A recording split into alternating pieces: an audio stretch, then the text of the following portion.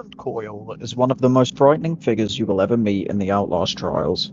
As a major enemy known as a prime asset, he is designed to make your time in the game a living nightmare. But to truly understand what makes him so scary, we have to look past the electric baton and the creepy face.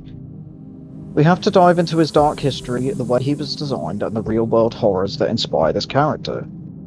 To understand Coyle, we have to start at the beginning. According to the game's lore, Coyle was born around 1923 in a town called Blackwell, Oklahoma.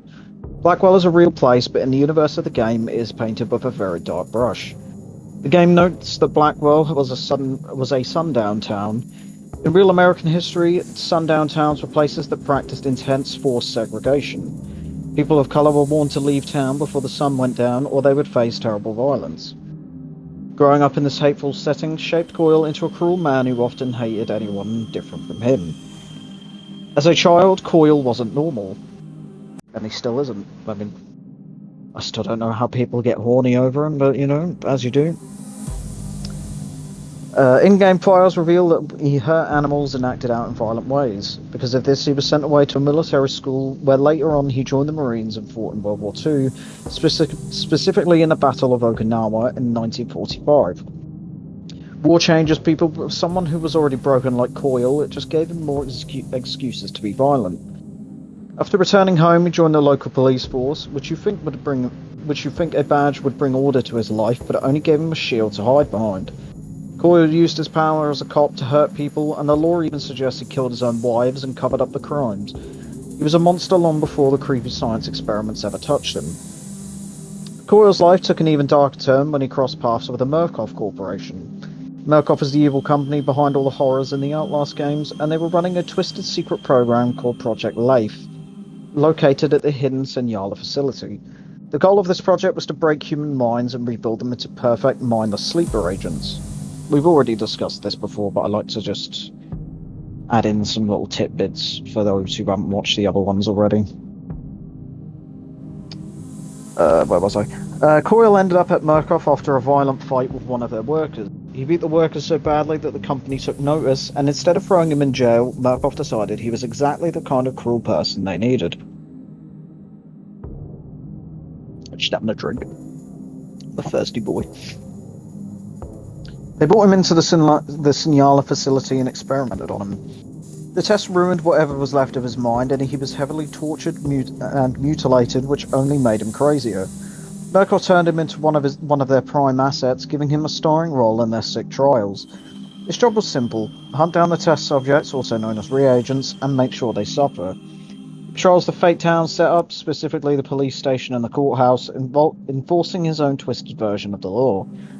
And they still won't give him another environment, but they love giving, Gooseberry environments. Justice for my racist boy Coyle. The design of Leland Coyle is to make you feel uneasy right away. He dresses like a classic 50s Southern police officer, but everything is ruined and twisted. He wears a dark uniform, heavy boots, and a police hat that has a badge reading Special Killer. One of the most noticeable things about his design is his weapon.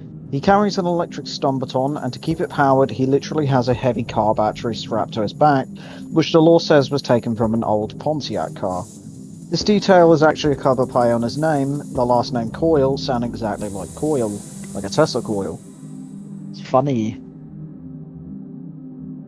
Which is a piece of metal used to conduct electricity. The game's designers wanted his entire theme to revolve around raw, shocking power. When players talk about Coyle, they often compare him to real-life ideas and pop culture. His look heavily borrows from the Leather Daddy style, mixing aggressive police gear with a creepy, unsettling vibe. Fans on online forums have also compared his wild, violent personality to real-life shock rockers like Gigi Allen.